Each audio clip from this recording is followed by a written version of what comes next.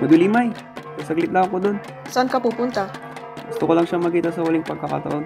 Ngunit kailangan mong bumalik agad at baka hanapin ka ng aking ama. Sige. Lumnay! Lumnay!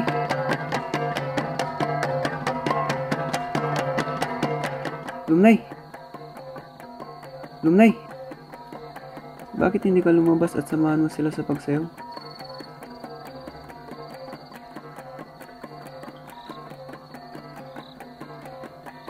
Kung wala kang galit sa akin, lumabas ka at sumayaw. Malay natin, may makapansing lalaki sa'yo at papakasalan ka.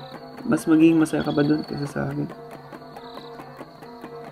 Alam mo namang ayaw ko sa ibang lalaki. Lumnay naman. Alam mo namang ikaw lang yung mahal ko, di ba? Alam mo yan.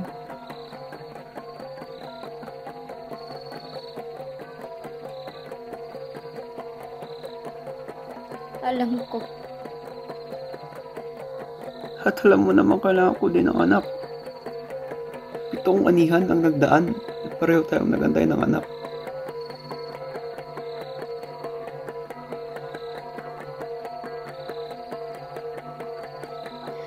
Marami na akong inalay na hayop.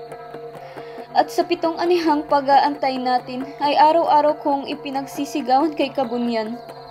Nabasbasan niya tayo ng anak. Para na lang akong isang halamang hindi namunga at nag-aantay na mamatay.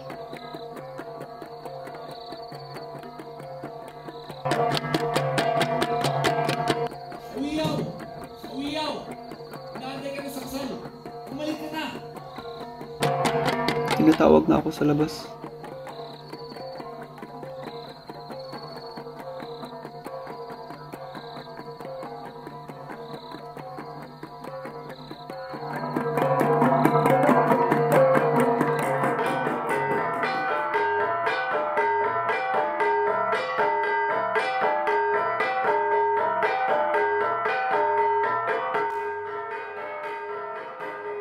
Tay, paano mo po niligawan si Inay nung bataan niya? Siya ang pinakamagandang dalaga sa lugar namin nung panahon namin. At hiningi ko ang kamay ng nanay mo habang sumasayaw siya.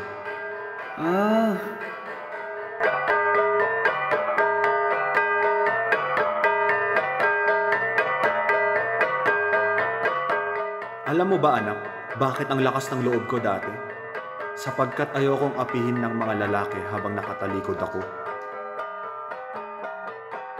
Sapagkat isang malaking kahiyan sa tribo natin na kapag lalaki ka tapos wala kang anak. Kaya't kung ako sa'yo, lakasan mo loob mo.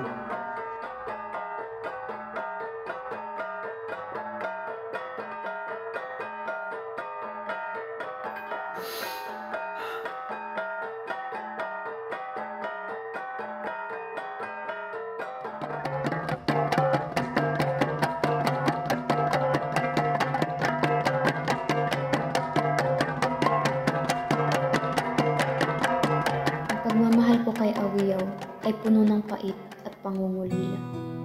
Mahal ko siya ng labis, ngunit hindi sapat ang aking pagmamahal upang labanan ang kultura ng ating lipunan. Pinakasalan niya ang iba upang magkaroon ng anak, isang bagay na hindi ko naibigay sa kanya. Masakit, ngunit tinanggap ko. Ang tunay na pagmamahal ay hindi lamang paghabol, kundi pati pagpapalaya.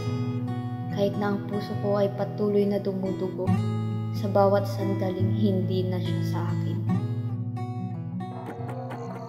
Ibibigay ko na sa iyo ang bundok na ating sinaka nung unang taon nating pagsasama.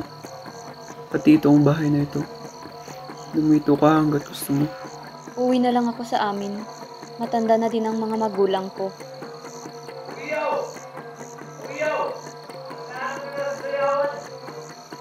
Bumalik ka na at papagalitan ka ng mga nakakatanda.